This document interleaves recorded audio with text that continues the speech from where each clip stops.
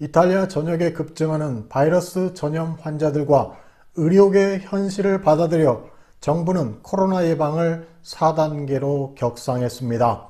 이탈리아 총리 주세페 콘테는 오늘 국회 연설에서 새로운 법령에 대해 국회의 동의를 요청했습니다. 11월 2일 뉴스입니다. 콘테 총리는 국회 연설을 통해 추가로 새로운 법령을 준비하고 있습니다. 아직 국민들에게 시행령에 대한 담화문을 발표하지는 않았고 오늘 저녁이나 내일 발표할 예정이라고 합니다. 법령의 효력은 4일부터 시작된다고 합니다. 확진자와 사망자 데이터를 중심으로 바이러스가 대단위로 창궐하는 지역을 구분하여 개별적인 록다운이나 야간 통금령을 내린다는 것이고 나머지 방역 대책들은 모든 주가 동일하게 적용될 것이라고 합니다. 새롭게 추가될 법령의 내용을 살펴보면 이동과 관련하여 저녁 시간대 활동에 제약을 가할 수 있고 야간 통행 금지를 시행합니다. 대중교통 시 원래의 정원을 실제 탑승할 수 있는 인원수의 50%로 줄입니다. 대중상업시설은 식료품, 약국, 신문 가판대를 제외하고 주말과 휴일 동안 닫는다고 합니다. 학교의 경우 일시적으로 고등교육을 받는 학생들을 모두 온라인 교육으로 대체한다고 합니다. 박물관과 전시관은 모두 문을 닫습니다. 사행성 영업장이나 놀이방 등 모두 문을 닫게 됩니다. Che palle, mamma mia.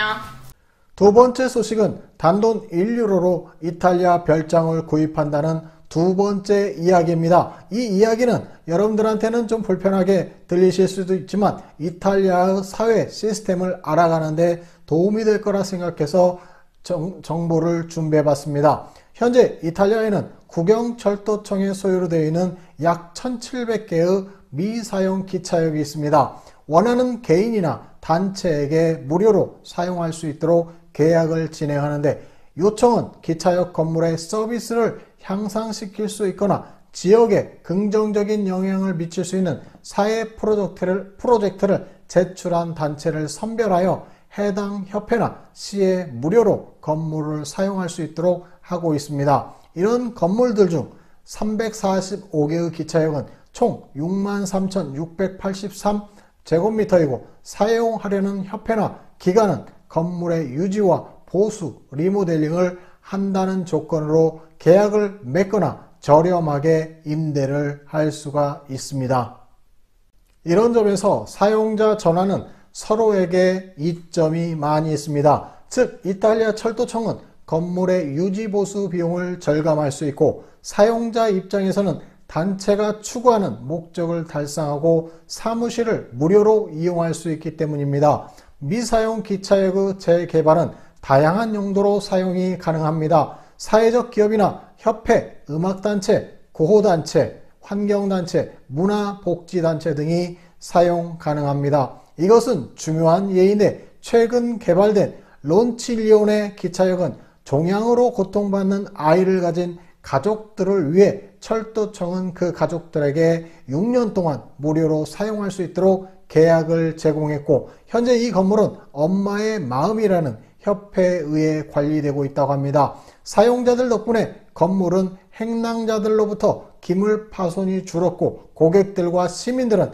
더욱 안전해졌다고 합니다. 또한 철도청이 소유했지만 사용하지는 않는 약 3,000km의 철길은 일반인 모두가 접근 가능한 자전거 도로나 녹색 도로로 사용될 예정이라고 합니다. 자, 그러면 어떻게 이 건물에 대해서 신청을 할 수가 있을까요? 국영철도청의 소유로 되어 있지만 더 이상 사용하지 않는 기차역을 지역 공공기관이나 협회, 사회적 기업, 비영리기관이 사용할 수 있도록 무료 사용 계약을 맺을 수가 있습니다.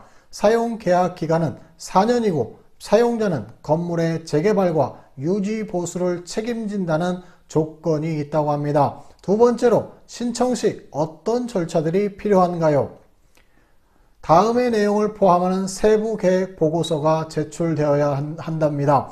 신청하는 단체의 간단한 소개서, 단체의 사회적 목적과 계획에 대한 내용, 계획을 실행할 때 관련된 특별한 단체나 기관들에 대한 내용, 사회적, 환경적, 문화적 영역에서 프로젝트 이점이나 파급 효과 등에 대한 내용, 기차역인지 아님 다른 장소인지 요청하는 장소에 대한 명확한 표기, 건물 사용에 필요한 리모델링이나 재개발 시 예상 소요되는 총 금액에 대한 분석, 또한 무료 사용기간 동안 단체의 목적을 실현하고 재개발에 필요한 비용을 충당할 수 있는지에 대한 재원 마련 계획서, 또한 전체 리모델링 공사 기간을 명시해서 제출해야 된다고 합니다. 이러한 절차를 통해서 제출된 서류는 철도청이 의뢰한 기관을 통해 서류 검토가 이루어지고 만족스러운 결과와 함께 최종적으로 요청자와 계약을 체결할 수가 있다고 합니다.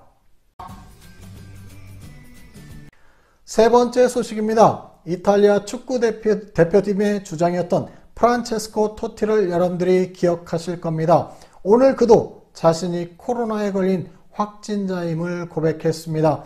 무력감과 열이 있는 그는 자택에 격리되어 코로나 치료를 받고 있다고 합니다. 또한 그 아내 일라리아도 증상은 없지만 확진일 거라 얘기합니다. 안타깝게도 그는 한 달 전에 아버지가 돌아가셨는데 코로나 바이러스로 인해 가족들을 떠나 병원에서 외롭게 치료를 받다가 돌아가셨고 그 바람에 아버지의 마지막 모습도 지키지 못했다고 합니다.